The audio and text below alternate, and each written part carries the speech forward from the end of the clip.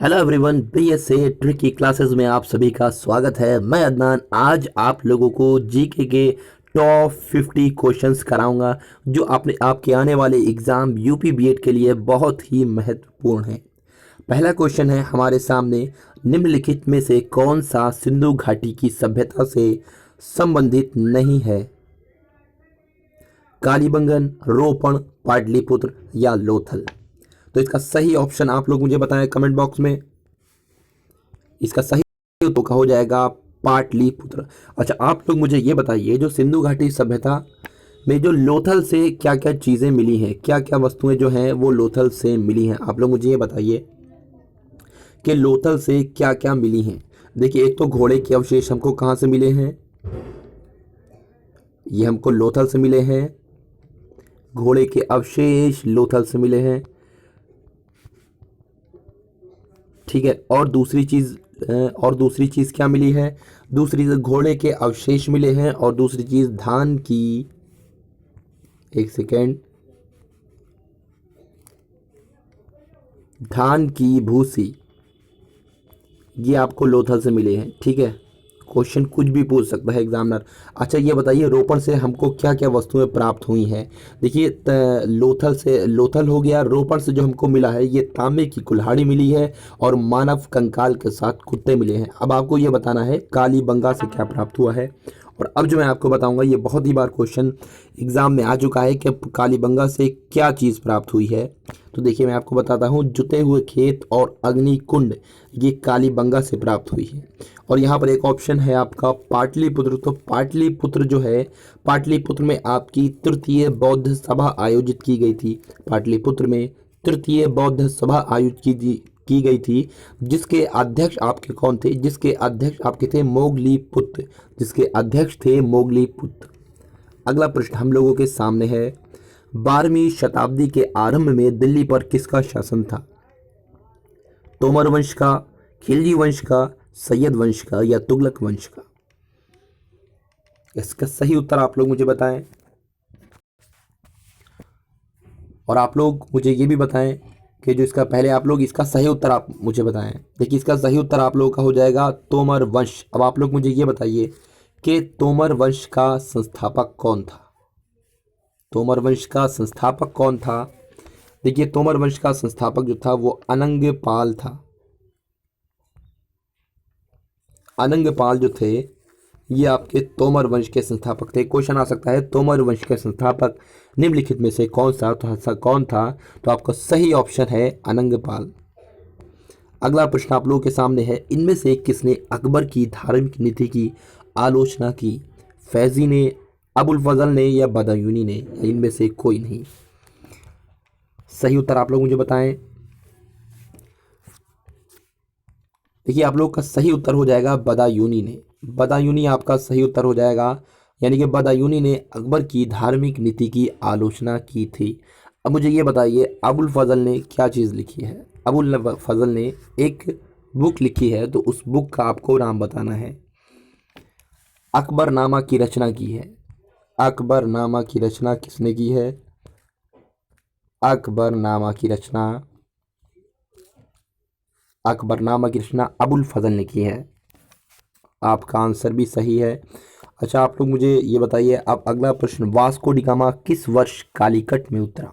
1234, 1681 या 1394 या 1498?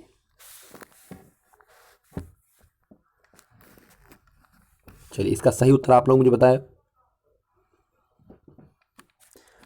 तो इसका सही उत्तर आप लोगों का हो जाएगा 1498। 1498 में वास्को डी गामा कालीकट में उतरा।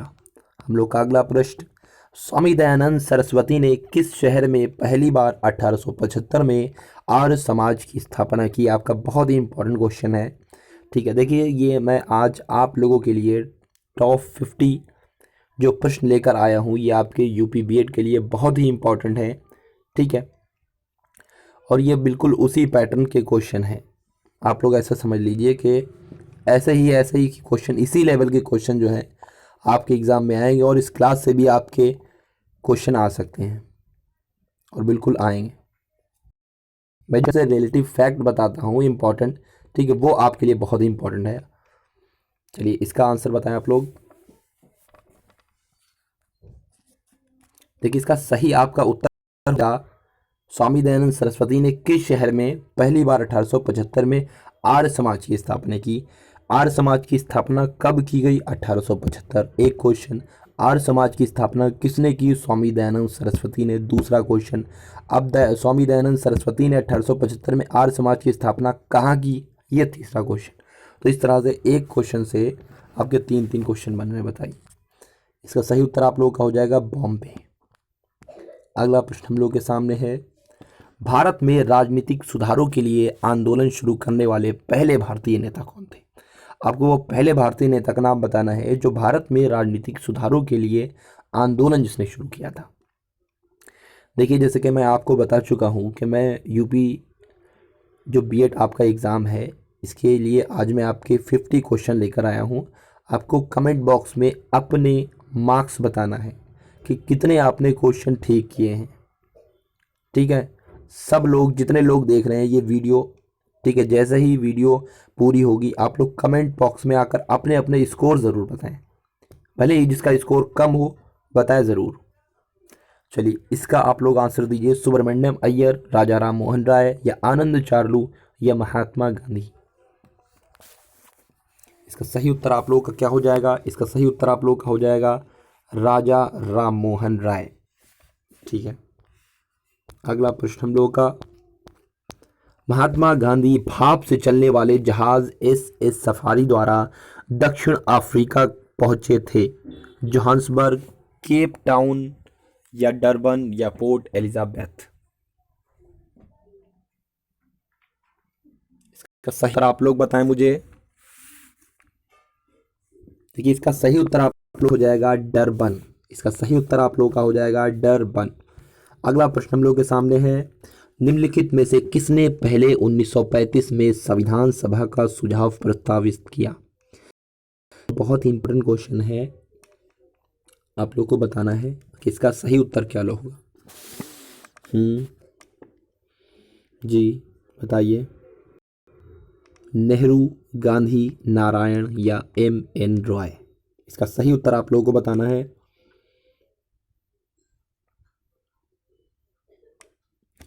चलिए इसका सही उत्तर आप लोगों का हो जाएगा एम.एन. रॉय। इसका सही उत्तर आप लोगों का एम.एन. रॉय।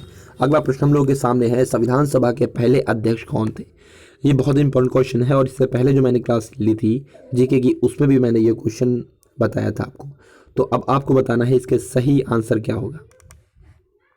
भीमराव अंबेडकर, डॉक्टर सच्चिदानंद सिन्हा या डॉक्टर राजेंद्र प्रसाद या उपरोक्त में से कोई नहीं। देखिए अगर आपसे क्वेश्चन में ये पूछा जाता है कि संविधान सभा के पहले अध्यक्ष कौन थे, तो आपको उत्तर लगाना है डॉक्टर सच्चिदानंद सिन्हा, क्योंकि ये पहले थे और ये अस्थाई अध्यक्ष थे। ठीक है, अगर आपसे प्रश्न पूछा जाता है कि संविधान सभा के स्थायी अध्यक्ष कौन थे, पहले स्थायी अध्यक्ष, तो आपका उत्तर हो जाएगा डॉक्टर राजेंद्र प्रसाद। इस बात को आप ध्यान रखिएगा। और आपको एक ये मुझे क्वेश्चन बताना है, आंसर बताना है इसका कि संविधान सभा की पहली बैठक कब हुई थी। बताइए संविधान सभा की पहली बैठक कब हुई थी?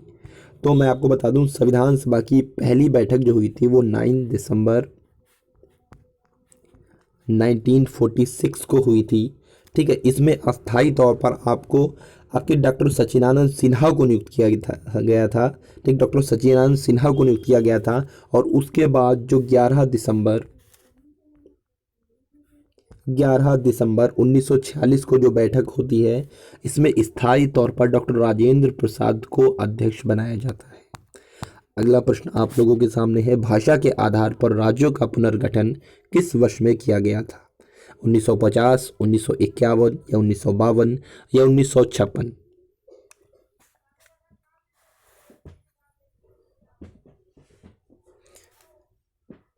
इसका सही उत्तर आप लोगों का हो जाएगा 1956। अगला प्रश्न हम लोग के सामने, भारतीय संविधान का निम्नलिखित में से कौन सा अनुच्छेद विधिक समता यानी कानून के सामने समानता से संबंधित है? अनुच्छेद 14, अनुच्छेद 13 या अनुच्छेद 17 या अनुच्छेद 26? देखिए आपका जो एग्ज़ाम होने वाला है यूपी बीएड का, ठीक है, इसमें अनुच्छेद से रिलेटिव कम से कम एक और ज़्यादा से ज़्यादा दो क्वेश्चन आ जाते हैं, ठीक है। वैसे एक तो ज़रूर क्वेश्चन आता है, घुमा फिरा के वो अनुच्छेद से संबंधित कैसा भी, ठीक है, क्वेश्चन पूछ ले, आ ही जाता है। और सारे अनुच्छेद आपको याद करने की कोई ज़रूरत नहीं है। कुछ इम्पॉर्टेंट अनुच्छेद होते हैं वही एग्ज़ाम में बार बार पूछे जाते हैं, ठीक है। तो आप लोग कहना, तो जो इम्पोर्टेंट अनुच्छेद हैं उसके लिए मैं एक वीडियो बना दूंगा। अगर आप लोग कहोगे, अगर आप लोगों को अनुच्छेद पढ़ने की ज़रूरत है तो मैं उसके ऊपर एक वीडियो बना दूंगा, अगर आप लोग कमेंट बॉक्स में कहेंगे तो इसका आंसर बताइए क्या होगा।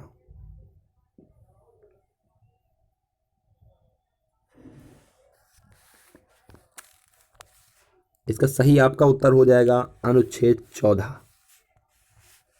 अगला प्रश्न, नीलम संजीव रेड्डी भारत के राष्ट्रपति थे, पांचवें, छठे या सातवें या आठवें? और आप लोगों को इनका कार्यकाल भी बताना है, इनका कार्यकाल भी बताना है नीलम संजीव रेड्डी का, और ये चौथे राष्ट्रपति थे ये भी बताना है।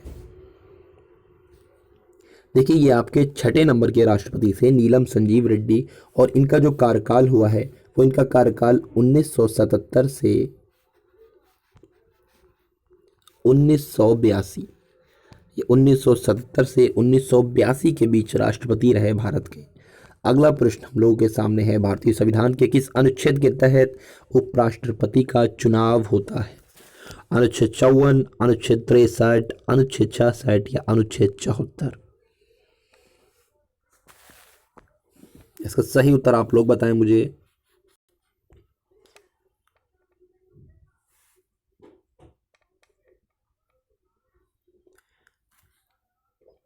देखिए ये जो अनुच्छेद आपका अनुच्छेद 63 है इसका पहले मैं सही उत्तर आप लोग बता दूं। इसका सही उत्तर हो जाएगा आपका अनुच्छेद 66।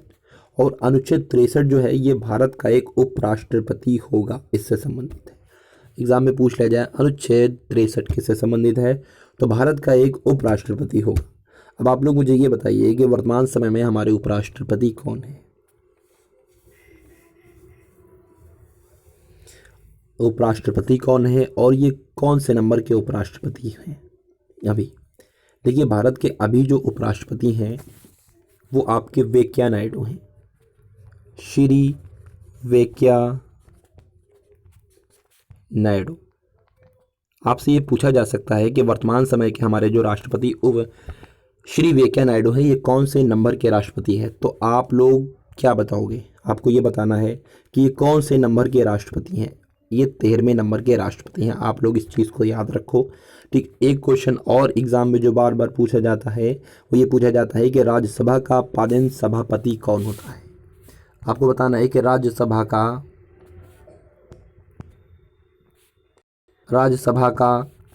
पादेन सभापति कौन होता है। आपको ये बताना राज्यसभा का पादेन सभापति आपका कौन होता है? उपराष्ट्रपति ही जो होता है, उपराष्ट्रपति ही पादेन सभा का, उपराष्ट्रपति ही जो है पादेन राज्यसभा का पादेन सभापति होता है। उपराष्ट्रपति ही राज्यसभा का पादेन सभापति होता है। अगला प्रश्न हम लोगों के सामने, लोकसभा की सदस्यता के लिए उम्मीदवारों की न्यूनतम आयु क्या निर्धारित की गई है? 21 वर्ष, 25 वर्ष, 18 वर्ष या 30 वर्ष? इसका सही उत्तर आप लोग देने की कोशिश करें।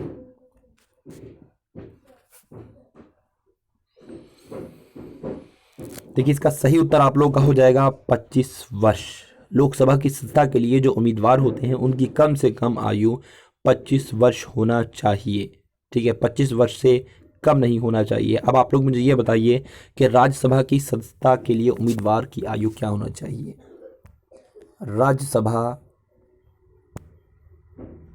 राज्यसभा का सदस्य बनने के लिए उम्मीदवार की आयु क्या होनी चाहिए? बहुत ही प्यारा और बहुत ही महत्वपूर्ण प्रश्न आप लोगों के सामने मैंने रखा है।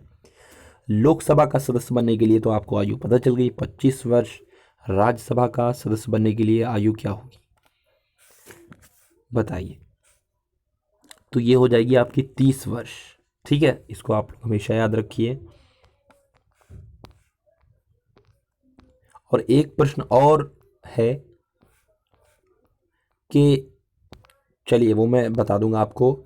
ये बताइए मुझे, भारत के केंद्रीय मंत्रिमंडल में अधिकतम कितने मंत्री हो सकते हैं? लोकसभा की कुल संख्या के 15%, लोकसभा की कुल संख्या के 10%, या लोकसभा की कुल संख्या के 5, या लोकसभा की कुल संख्या के 20%?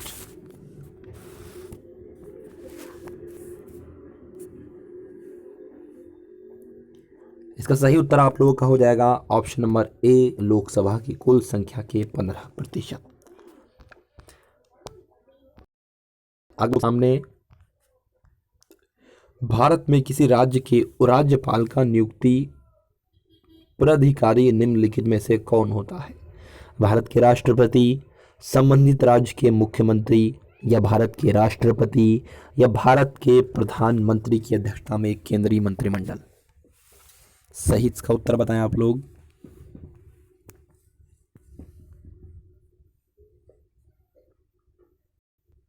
इसका सही उत्तर आप लोगों का हो जाएगा भारत के राष्ट्रपति।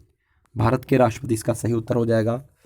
अगला प्रश्न हम लोगों के सामने है, भारतीय राज्यों में मुद्रा बिल होने के लिए एक बिल को कौन प्रमाणित करता है?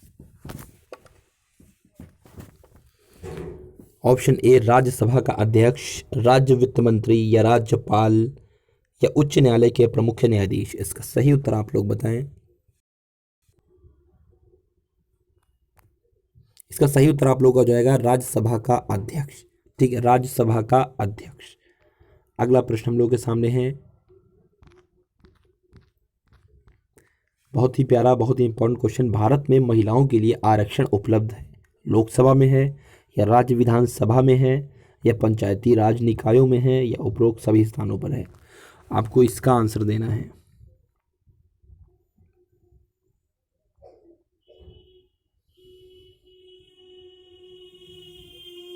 इसका सही उत्तर आप लोगों का हो जाएगा पंचायती राज निकायों।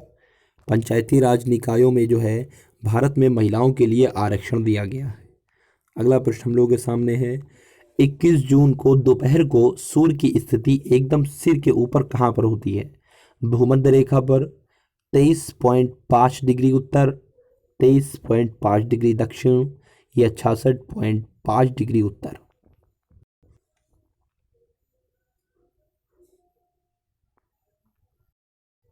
इसका सही उत्तर आप लोग बताएं। इसका सही उत्तर आप लोगों का हो जाएगा 23.5 डिग्री उत्तर। 23.5 डिग्री उत्तर।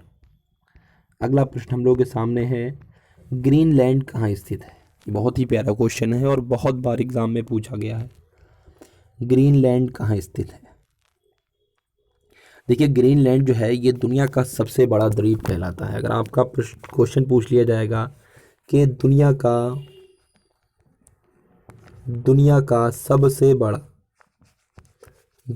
सबसे बड़ा द्वीप बताइए, तो आप लोग क्या बताओ? तो आप लोग बताना ग्रीनलैंड। ग्रीनलैंड दुनिया का सबसे बड़ा द्वीप होता है। ग्रीनलैंड दुनिया का सबसे बड़ा द्वीप होता है और इसका आंसर आप लोगों का हो जाएगा उत्तरी अटलांटिक। उत्तरी अटलांटिक इसका उत्तर हो जाएगा। अगला प्रश्न हम लोग के सामने है, समुद्री जल का औसतन खारापन होता है 2.5%, 3.0%, 3.5%, या 4.0%? इसका सही उत्तर आप लोग को बताना है। इसका सही उत्तर हो जाएगा 3.5%। अगला प्रश्न हम लोग के सामने है, विश्व में सबसे बड़ा रेगिस्तान कौन सा है? विश्व में सबसे बड़ा गर्म रेगिस्तान कौन सा है? थार, सहारा, गोबी, या मोजावे?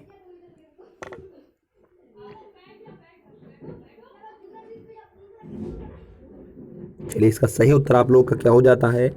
इसका सही उत्तर आप लोगों का हो जाता है सहारा। इसका सही उत्तर आप लोगों का हो जाता है सहारा।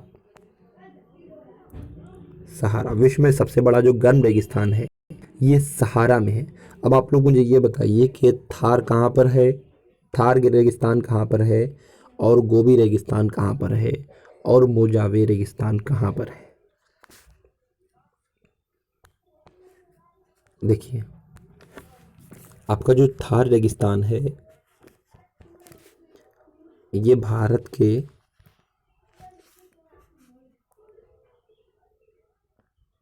राजस्थान में है, ठीक है। जो गोबी रेगिस्तान है आपका, गोबी रेगिस्तान आपका मंगोलिया में, मंगोलिया में। और मोजावे रेगिस्तान जो है आपका, मोजावे रेगिस्तान आपका कहाँ है, ये आपका कैलिफोर्निया में, ठीक है, यूएसए के कैलिफोर्निया में। देखिए अगला प्रश्न हम लोग के सामने है, और उससे पहले मैं आपसे एक इम्पॉर्टेंट बात कर लूँ कि ये 50 क्वेश्चन का आपका सेट है, इसमें से आपके जितने भी प्रश्न ठीक हो रहे हैं तो आप लोग उसको कमेंट बॉक्स में ज़रूर बताइएगा, जिससे मुझे भी पता चले कि जिस मुझसे जो बच्चे पढ़ रहे हैं उनके, मैं अगर 50 क्वेश्चन देता हूँ तो उनके कितने प्रश्न ठीक हो जाते हैं, मुझे भी मालूम होना चाहिए, ठीक है। तो आप लोग काउंट करते जाइएगा, या ठीक है काउंट करते जाइएगा या लिखते जाइएगा कितने प्रश्न आप लोगों के ठीक हो रहे हैं, और आपको वो कमेंट बॉक्स में ज़रूर बताना है जैसे ही वीडियो फिनिश होती है। अगला प्रश्न हम लोगों के सामने है, इनमें से कौन सा यूरोपीय देश है, इनमें से कौन सा यूरोपीय देश है, बुल्गारिया, सूडान या बेनिन या घाना।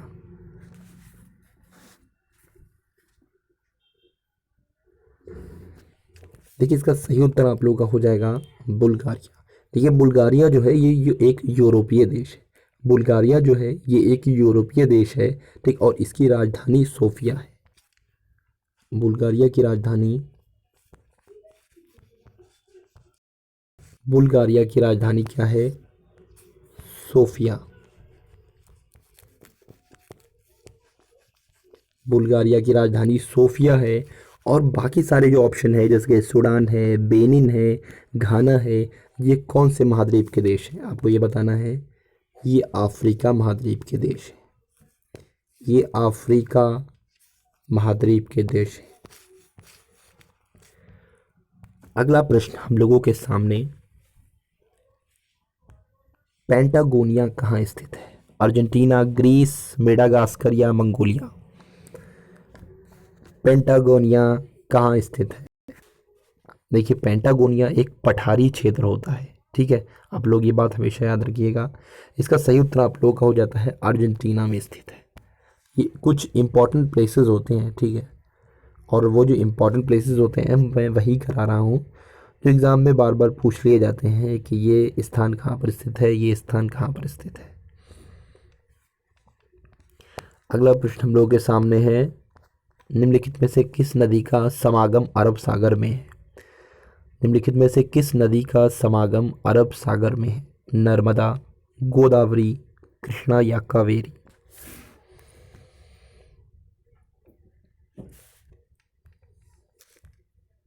इसका सही उत्तर आप लोगों का हो जाएगा नर्मदा, नर्मदा। आज थोड़ी सी तबीयत मेरी डाउन है, ठीक है, इस वजह से मैं जो हूँ ज़्यादा एनर्जेटिक तरीके से नहीं आपको पढ़ा पा रहा हूँ। एक दिन में ठीक हो जाएगी, ठीक है, बस थोड़ी सी ठंड लग गई थी। चलिए अगला प्रश्न आप लोगों के सामने है, निम्नलिखित में से किस भारतीय वैज्ञानिक ने नॉर्मन बोरलॉन्ग के साथ सहयोग किया जिसकी परिणति भारत में हरित क्रांति के रूप में हुई।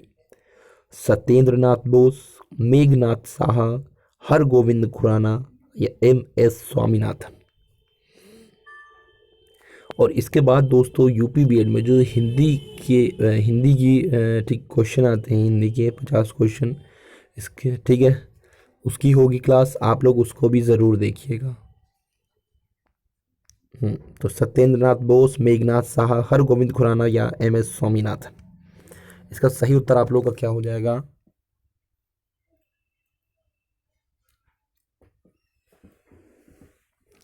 देखिए जो आपका इसमें से आपका कौन सा ऑप्शन सही होगा, इसमें से आपका ऑप्शन सही हो जाएगा आपका सॉरी, सही ऑप्शन आपका हो जाएगा एम एस स्वामीनाथन। और आपको ये बताना है कि ये एम एस स्वामीनाथन कौन थे। एम एस स्वामीनाथन कौन थे? एम एस स्वामीनाथन कौन थे? चलिए मैं बताता हूँ आपको एम एस स्वामीनाथन कौन थे। ये हरित क्रांति के भारत में हरित क्रांति के जनक थे। ये भारत में हरित क्रांति के जनक कौन थे? भारत में हरित क्रांति के जनक स्वामीनाथन थे। अच्छा ये बताइए विश्व में हरित क्रांति के जनक कौन थे? विश्व में हरित क्रांति के जनक जो थे वो आपके नॉर्मन बोरलॉन्ग थे। नॉर्मन बोरलॉन्ग। ये दो क्वेश्चन आप लोग जरूर याद रखिएगा, आ सकता है प्रश्न। ठीक है, अगला हम लोग के सामने भारत में राष्ट्रीय आय का आकलन करने वाली संस्था है। ये इतना रिपीटेड क्वेश्चन है, इतनी बार रिपीट हो चुका है कि मैं आपको बता नहीं सकता कितनी बार रिपीट हो चुका है। और यूपी बीएड में आने के ज़्यादा है इस क्वेश्चन के। तो बताइए रिजर्व बैंक ऑफ इंडिया, योजना आयोग, वित्त मंत्रालय या केंद्रीय सांख्यिकीय संगठन?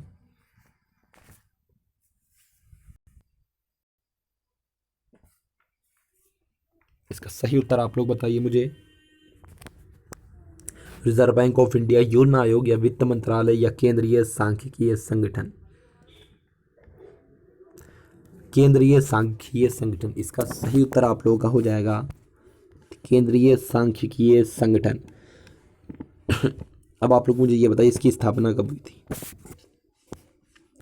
केंद्रीय सांख्यिकीय संगठन की स्थापना कब हुई थी? 2 मई 1951 को इसकी स्थापना हुई थी। केंद्रीय सांख्यिकीय संगठन की स्थापना 2 मई 1951 को इसकी स्थापना हुई थी। ठीक है, चलिए अगला प्रश्न हम लोग के सामने है। भारत में निम्न में से क्या अप्रत्यक्ष कर की श्रेणी में है? आयकर, सेवा कर, संपत्ति कर या निगम कर? चलिए इसका प्रश्न का उत्तर सही होगा क्या, बताएं आप लोग। इसका सही उत्तर आप लोग हो जाएगा सेवा कर। अगला प्रश्न हम लोग के सामने है। 2011 की जनगणना रिपोर्ट के अनुसार निम्नलिखित में से किस राज्य में जनजातीय जनसंख्या नहीं है? हरियाणा में, गोवा में, गुजरात में या बिहार में? देखिए जब तक आपकी 2021 की जनगणना नहीं हो जाती, क्वेश्चन पूछे जाएंगे वो आपकी 2021 की जनगणना के ही पूछे जाएंगे, और पूछता ज़रूर है एग्जामिनर। इसका सही उत्तर आप लोग का हो जाएगा हरियाणा। हरियाणा में। अगला प्रश्न आप लोगों के सामने, कायाकल्प और शहरी परिवर्तन के लिए अटल मिशन किस मंत्रालय के अधीन है? आवास और शहरी मामले, मानव संसाधन विकास, स्वास्थ्य और परिवार कल्याण या गृह मंत्रालय?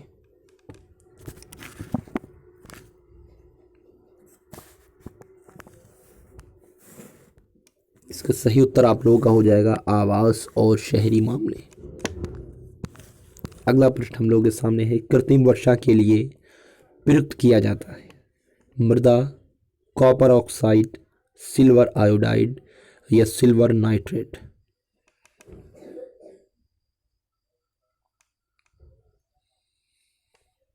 कृत्रिम वर्षा के लिए क्या इस्तेमाल किया जाता है आपको ये बताना है। देखिए इसका सही उत्तर हो जाएगा आप लोगों का सिल्वर आयोडाइड। सिल्वर आयोडाइड इसका सही उत्तर हो जाएगा। और इसका सूत्र क्या होगा? सिल्वर आयोडाइड का सूत्र आप बताएं कि AgL इसका सही सूत्र। अगला प्रश्न, मोनोजाइट किसका अयस्क है? जर्कोनियम का, थोरियम का, टाइटेनियम का या लौह का?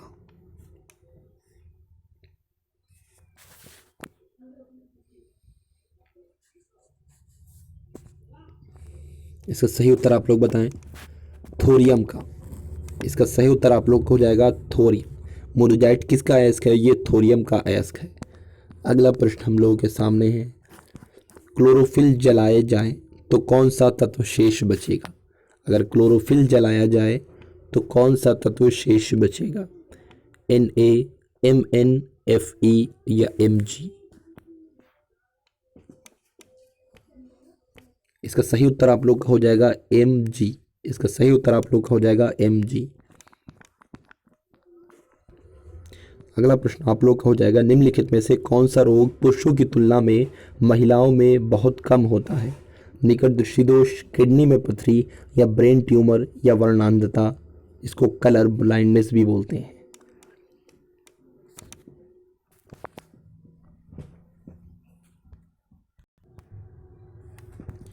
बताइए, निकट दृष्टि दोष, किडनी में पथरी, ब्रेन ट्यूमर, या वर्णांधता। देखिए, जो वर्णांधता होता है, कलर ब्लाइंडनेस जो होती है, ये रोगी जो होता है, इसमें लाल और हरा रंग इसको पहचानने में मुश्किल आती है। ठीक है, इस रोग में ये पुरुष को ज़्यादा प्रभावित होता है। तो इसका सही उत्तर आप लोग का हो जाएगा option number D, colour blindness, वर्णांधता।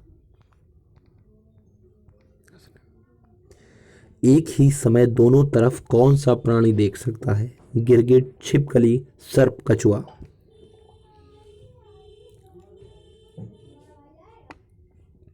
इसका सही उत्तर आप लोग का हो जाएगा गिरगिट। गिरगिट देखिए जो होता है, ये आपका एक ही टाइम में, ठीक है, दोनों तरफ देख सकता है, यानी कि अपने राइट तरफ भी देख सकता है और अपने लेफ्ट तरफ भी देख सकता है।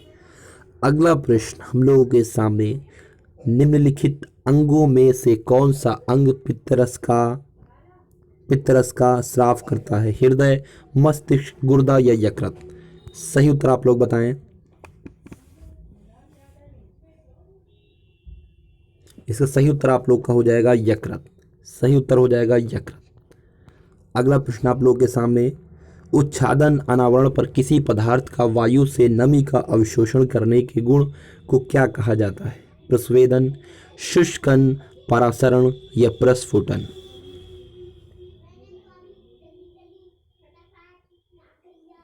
इसका सही उत्तर आप लोग का हो जाएगा प्रस्वेदन। अगला प्रश्न आप लोग के सामने कंप्यूटर का आ गया है। देखिए, कंप्यूटर का एक क्वेश्चन आपके एग्जाम में ज़रूर आएगा। फुल फॉर्म्स का आ सकता है या शॉर्टकट की का आ सकता है। ठीक है, आप लोगों के लिए मैं एक शॉर्टकट की वीडियो बना दूंगा जिसमें सारी शॉर्टकट कीज हो जाएंगी इंपॉर्टेंट, और सारी फुल फॉर्म्स हो जाएंगी इंपॉर्टेंट, जो आपके एग्जाम में पूछ सकता है एग्जामिनर। देखिए, ALU की फुल फॉर्म बताना है आपको।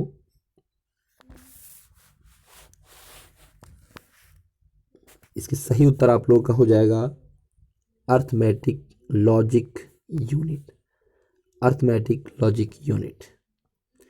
अगला प्रश्न हम लोगों के सामने, कंप्यूटर के कीबोर्ड में कितनी वर्णमालाओं की होती है? 24, 25, 26, या 27।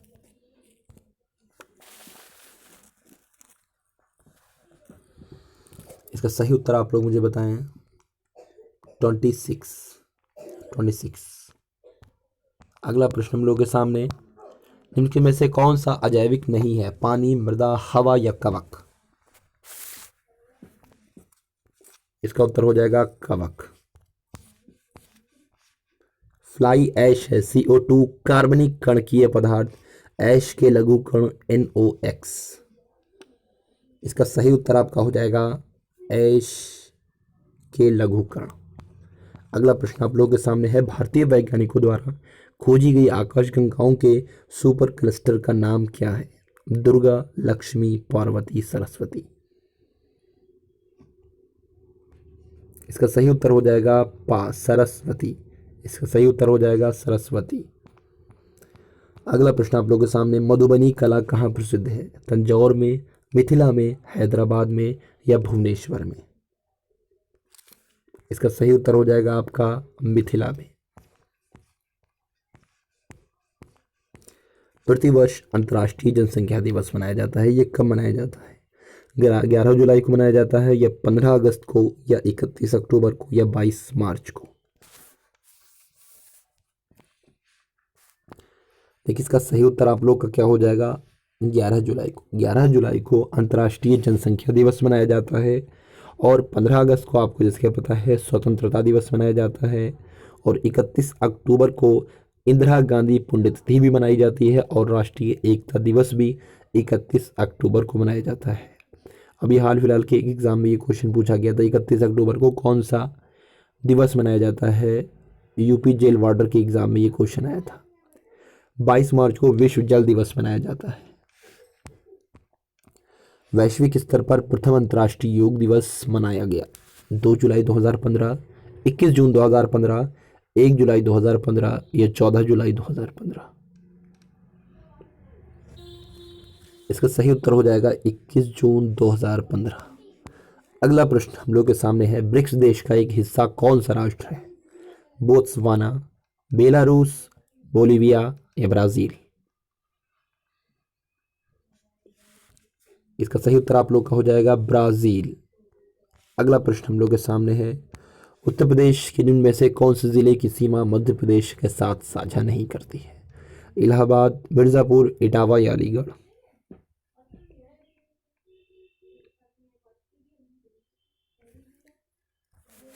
सबसे पहले आपको देखिए, उत्तर प्रदेश के इलाहाबाद है, मिर्ज़ापुर जो यूपी में है, इलाहाबाद, मिर्ज़ापुर, आगरा, इटावा, झांसी, ललितपुर, बांदा, चित्रकूट, सोनभद्र, ये सभी ज़िले जो है ये मध्य प्रदेश राज्य के साथ सीमा को साझा करते हैं। ठीक है, जबकि उत्तर प्रदेश का जो अलीगढ़ है ये आपके सहारनपुर, शामली, गौतम बुद्ध नगर, मथुरा, ये सभी ज़िले जो है ये हरियाणा के साथ अपनी अपनी सीमा को साझा करते हैं। तो इस तरह से आपका सही उत्तर क्या हो जाएगा? अलीगढ़। ये साझा नहीं करता है। अगला प्रश्न हम लोग सामने है, उपनयनम समारोह से तात्पर्य क्या है? उपनयन समारोह से तात्पर्य क्या है? ये आपका आखिरी प्रश्न है। और इस वीडियो के बाद, मतलब इस वीडियो में ही मैं आपको, ठीक है, थोड़ी बहुत रणनीति बताऊंगा यूपी बीएड से रिलेटिव। कुछ बातें बताऊंगा, उनको आप सुनकर जाइएगा, वो आपके लिए बहुत महत्वपूर्ण है। उपनयन समारोह से क्या तात्पर्य है, इसका आपको उत्तर देना है। चलिए इसका आंसर बताएं आप लोग मुझे। देखिए इसका उत्तर आप लोग का हो जाएगा, बच्चों को पवित्र जनेऊ धारण कराया जाता है। इसका उत्तर आपका सी हो जाएगा। देखिए जैसे कि आप लोगों को मालूम है, ठीक है, आपका यूपी बीएड का जो एग्ज़ाम है, एंट्रेंस एग्ज़ाम है, जो आपका प्रवेश परीक्षा है, ये 19 मई को लगी हुई है। ठीक है, एग्ज़ाम के ठीक 1 मंथ बाद इसका रिज़ल्ट आ जाता है और ठीक कुछ ही दिनों बाद आपका एडमिशन कॉलेज में हो जाता है। देखिए अगर किसी की रैंक आती है 50,000, ठीक है, या सबसे पहले मैं आपको बताऊं, अगर किसी की रैंक आती है 2,000 या उससे कम, 2,000 या उससे कम, तो उसको अपने ही ज़िले में 1500 या 2000 के आसपास आ जाए, या उससे 1500 से कम आ जाए, मतलब आपको 1800 1900 से कम रैंक आना चाहिए। ठीक है, तो आपको 100% आपके ज़िले में जो आपका गवर्नमेंट कॉलेज है, सरकारी कॉलेज है, उसमें आपकी एक सीट पक्की हो जाती है अगर आपकी रैंक जो है 2000 के ऊपर नहीं है। ठीक है, 2000 के ऊपर नहीं है। और अगर आपके पास कोई भी स्काउट गाइड का है सर्टिफिकेट, ठीक है, या आपके पास एनसीसी है, तो आपको बहुत बेनिफिट होगा। इसके मार्क्स मिलते हैं 15-15, इसके मार्क्स मिलते हैं। ठीक है, 15-15 इसके मार्क्स मिलते हैं। जिसके पास एनसीसी का सर्टिफिकेट है, ठीक है, वो उसको बहुत बेनिफिट होगा। देखिए एक और बात मैं आपको बता दूं कि 2000 तक अगर आपकी रैंक आ गई तो आपको सरकारी कॉलेज मिल जाएगा। ठीक है, बशर्ते आपको पढ़ना पड़ेगा, उसके लिए आपको पढ़ाई करना पड़ेगी। बीएससी एंट्री की क्लासेस में आपको बीएड से रिलेटिव जो भी वीडियो दी जाती है, ठीक है, वो आपको पढ़ना पड़ेगी, वो आपको पढ़ना पड़ेगी। ठीक है, उसका रिवाइज करना पड़ेगा टाइम टू टाइम, क्योंकि आप भूल जाओगे, सब भूल जाते हैं, सबको रिवाइज करना पड़ता है भैया, सिर्फ आप ही नहीं भूलते हो क्वेश्चंस को, सब भूल जाते हैं। ठीक है, इसलिए मैं आपसे यही कहना चाहता हूँ कि आप लोग अच्छे से तैयारी करें। ठीक है, और जब तक एग्ज़ाम नहीं हो जाता है आप लोग अपने ऊपर थोड़ा कंट्रोल करें, बाहर घूमना बंद करें, क्योंकि एक बार सरकारी सीट आपकी पक्की हो गई, ठीक है, तो बस आप लोग का एग्ज़ाम हो जाता है अच्छे से। ठीक है, 2 साल का ये कोर्स है आपका। ठीक है, उसके बाद आराम से टीचिंग की जॉब लग जाती है आपकी। उसमें फिर उसके बाद पढ़ना पड़ता है, यूपी टेट होता है, सुपर टेट होता है। ठीक है, वो बात की बात है, पहले आप उत्तर प्रदेश बीएड में एक अपनी सरकारी सीट पक्की करें। ठीक है, तो मैं वीडियो को ऑफ करता हूँ। Okay bye.